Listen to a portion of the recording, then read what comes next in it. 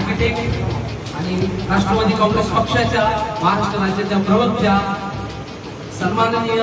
सना Malik madam यांच्याकडे ज्यावेळेस आम्ही हा विषय घेऊन गेलो तर त्यांनी काही विचारपूस न करता त्यांनी सांगितलं तुम्हाला जे हवे आम्ही एका शब्दात तुम्हाला पूर्ण करून देतो। निश्चितपणे